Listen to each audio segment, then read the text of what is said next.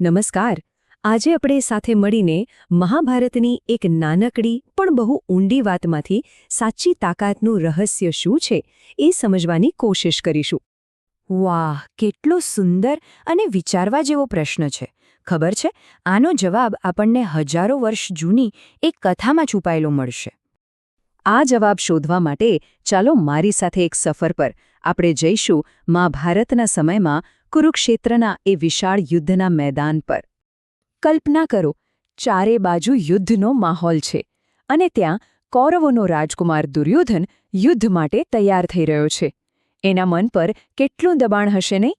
હવે જ્યારે કોઈ ડરેલું હોય ત્યારે એ ઘણીવાર પોતાની તાકાતનો દેખાડો કરવા માંગે છે. દુર્યોધને પણ એવું જ કર્યું. એ સીધો પોતાના ગુરુ દ્રોણાચાર્ય પાસે પહોંચી ગયો અને પોતાની સેના કેટલી મહાન છે એ ગણાવવા લાગ્યો. ભગવદ્ ગીતામાં આપણને એના મૂળ શબ્દો મળે છે. એણે શ્લોક બોલીને પોતાના મુખ્ય યોદ્ધાઓના નામ લેવાનું શરૂ કર્યું. એનો મતલબ એવો થાય કે, જુઓ ગુરુજી, મારી સેનામાં આપ પોતે છો, ભીષ્મ પિતામહ છે, કર્ણ છે, કૃપાચાર્ય છે, અશ્વત્થામા, વિકર્ણ અને ભૂરિશ્રવા જેવા યોદ્ધાઓ છે. જરા આ નામો તો જુઓ. ભીષ્મ, કર્ણ, એક એક નામ પોતે જ એક સેના બરાબર હતું. કોઈ પણ પહેલી નજરે જુએ તો એમ જ કહે કે દુર્યોધનની સેનાને હરાવવી અશક્ય છે. પણ અહીં જરાક અટકીને વિચારવા જેવું છે. જો એની સેના આટલી જ તાકાતવર હતી તો પછી એને આમ એક યોદ્ધાનું નામ ગણાવવાની જરૂર કેમ પડી? અને અહીં જ આખી વાતનો સાર છે. એના શબ્દો આત્મવિશ્વાસના નહોતા. એના શબ્દો ઊંડા ડરમાંથી આવી રહ્યા હતા. એ મોઢેથી કહેતો હતો, મારી પાસે મોટા મોટા યોદ્ધાઓ છે, પણ એનું મન અંદરથી પૂછી રહ્યું હતું, શું આ લોકો સાચે જ દિલથી મારો સાથ આપશે? અને સૌથી મોટી વાત, એણે લિસ્ટની શરૂઆત પોતાના જ ગુરુ દ્રોણાચાર્યના નામથી કરી. જાણે એમને યાદ અપાવતો હોય કે, ગુરુજી, ભૂલતા નહીં, તમે મારી તરફથી લડી રહ્યા છો. આ એના ઊંડા અવિશ્વાસની નિશાની હતી.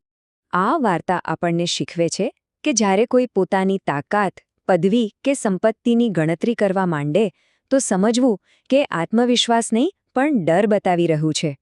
કારણ કે સાચી તાકાત તો શાંત હોય છે, એને દેખાડાની જરૂર નથી પડતી.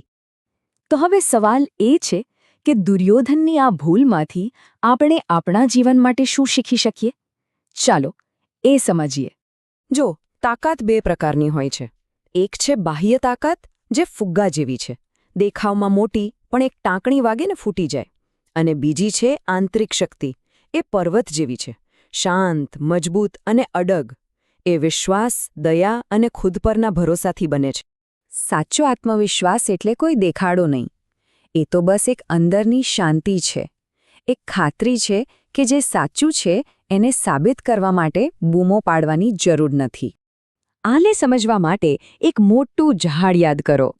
એની અસલી તાકાત એની ડાળીઓ કે પાંદડામાં નથી હતી. એની તાકાત એના મૂળમાં હોય છે, જે જમીનની અંદર છુપાયેલા હોય છે. એ મૂળ દેખાતા નથી, પણ ગમે તેવું તોફાન આવે એ જ ઝાડને ઊભું રાખે છે. તો આ આખી વાત પરથી આપણે આપણા જીવન માટે એક બહુ જ સરળ પણ શક્તિશાળી મંત્ર યાદ રાખી શકીએ છીએ. અને એ મંત્ર છે, જ્યાં વિશ્વાસ મજબૂત હોય ત્યાં યાદ અપાવવાની જરૂર પડતી નથી.